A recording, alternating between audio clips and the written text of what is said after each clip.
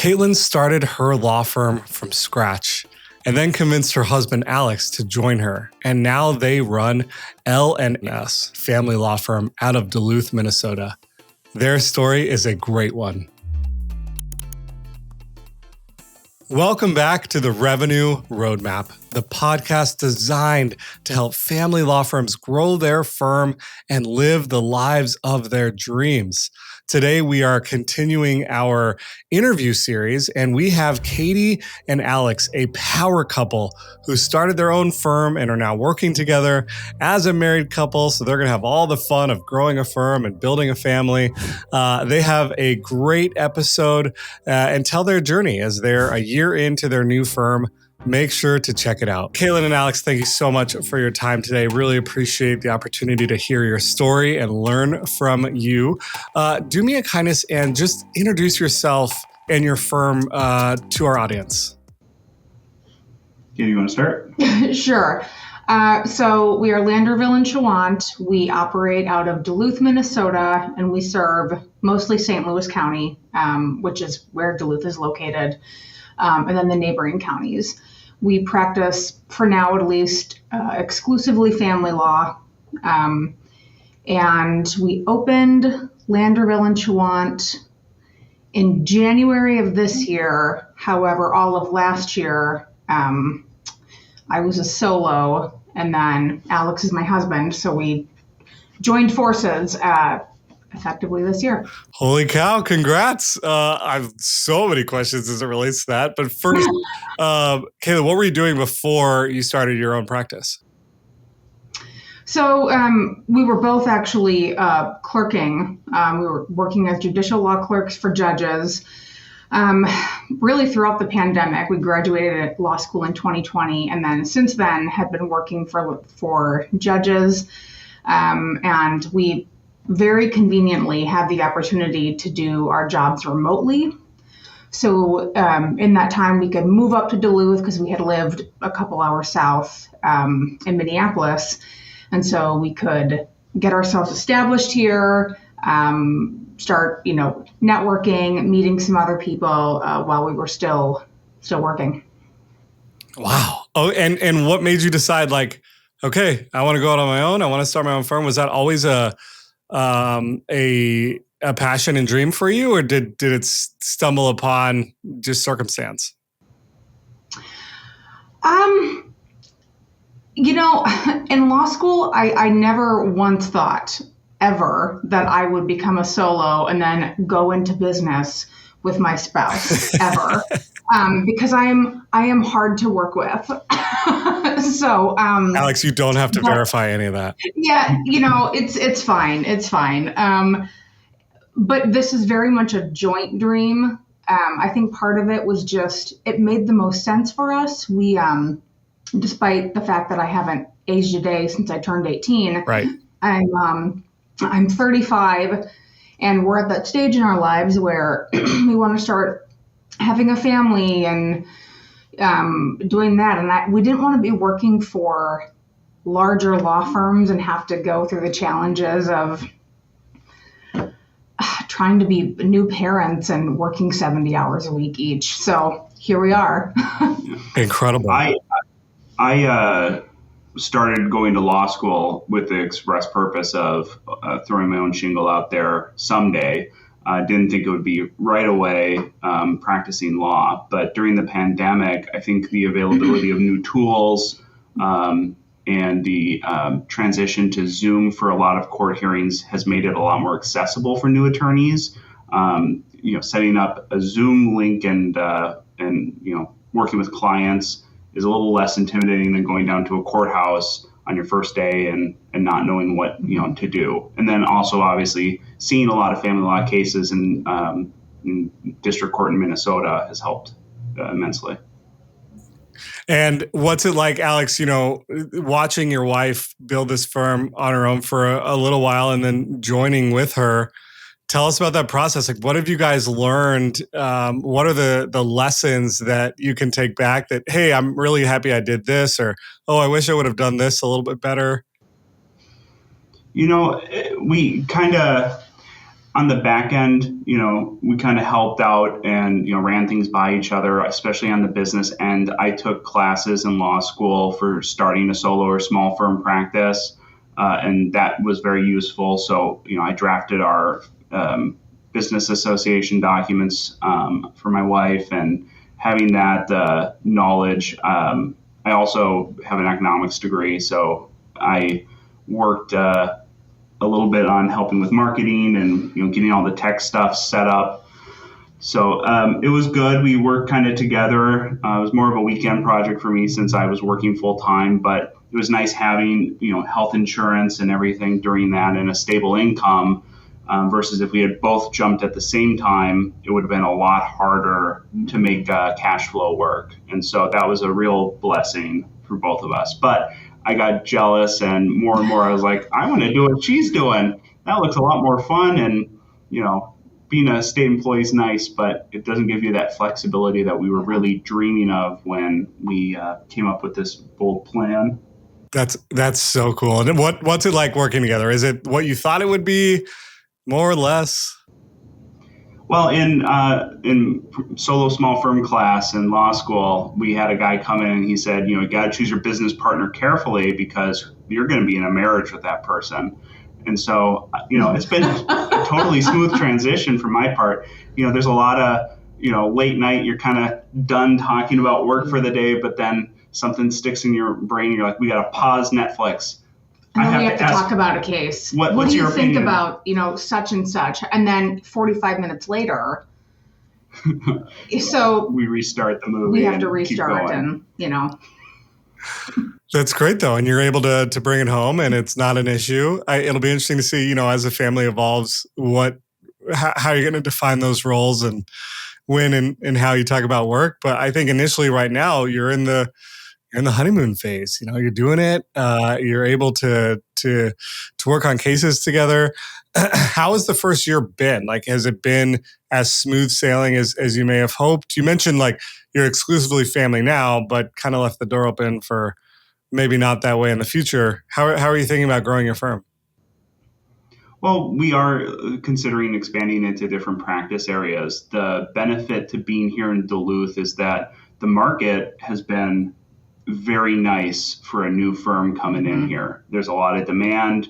A lot of people up here tend to have a more localistic view, and so they're not really looking for an attorney from the cities to work with. They're kind of looking local, and so not having as many younger lawyers willing to move outside of that Twin Cities metro area has left a pretty nice market for us. Most firms, I think, spend a lot of time marketing, and we thankfully haven't had to do much marketing. People have been finding us through word of mouth, and we have a couple networking connections that have sent us referrals, and that's been a blessing. And we're very thankful for all the mentors up here who have lent their time and recommended us. And so, yeah, it's been a lot less marketing than I had anticipated doing.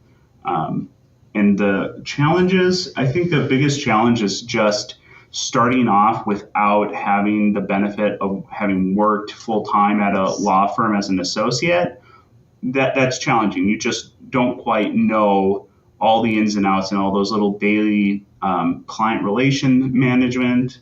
And the local culture. So much of our work, all of our work, had been in the Twin City, like the metro area and then the surrounding counties. And we very naively came up here with that mindset that, those local customs and practices, must be how it's done up here. And it's different. Sure. Every area of a state, and Minnesota's big, has its different quirks, different ways of going about things. And when you don't know them, you spend an hour doing something that, now takes us 10 minutes because you just don't know. You find those efficiencies and you're able to keep moving. Yep. 100%.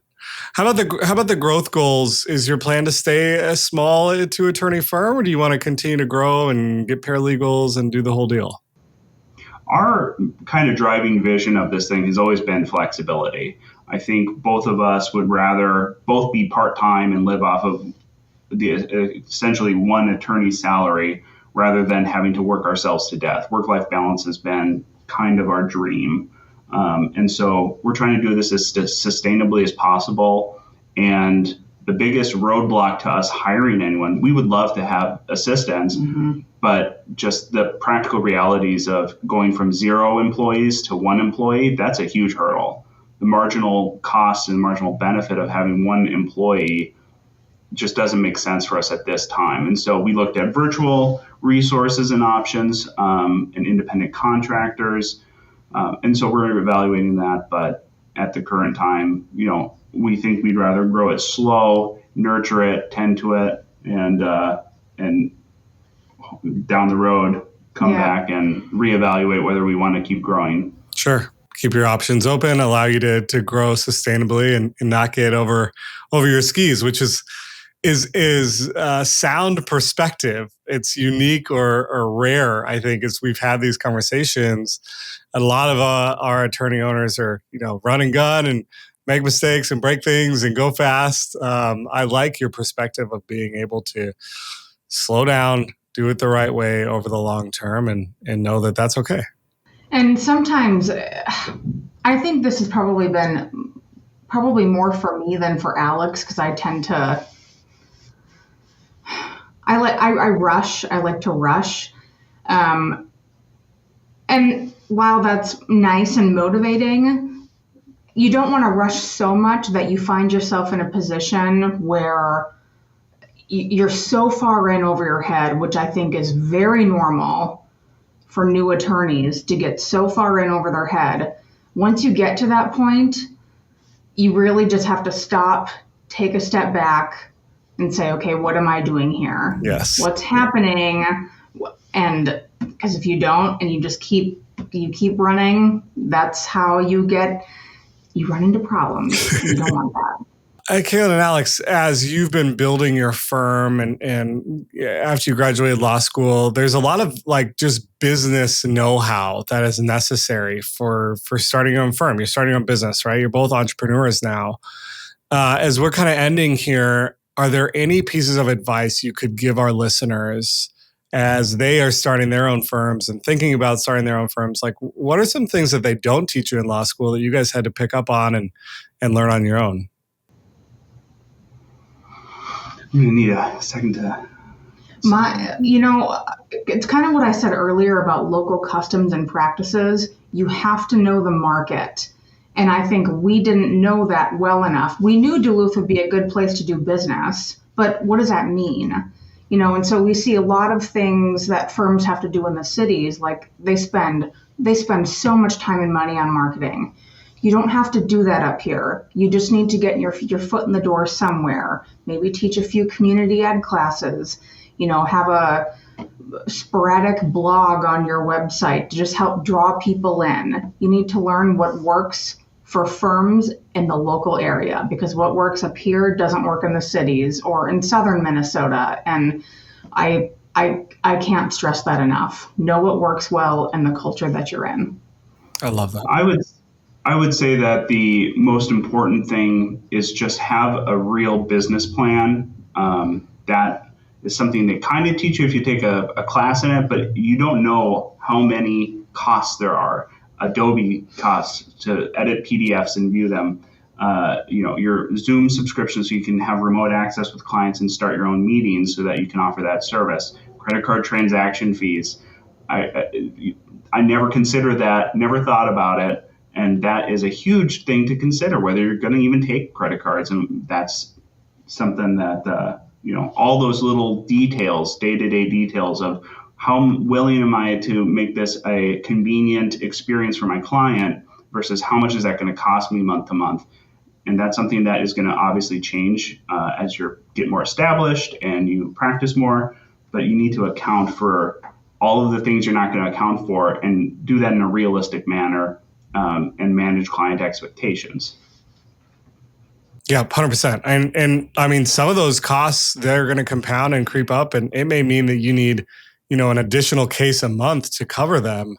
So in your business plan, be generous with the expenses that you're projecting, because there's going to be some that you're just going to forget. Mm-hmm. And another thing is you're never going to bill as much as you think you will before you start practicing. You think, I got 8 hours a day. That's plenty of time to bill cases. And then you're doing taxes, which we did yesterday. You're doing payroll for yourself if you take W-2 income.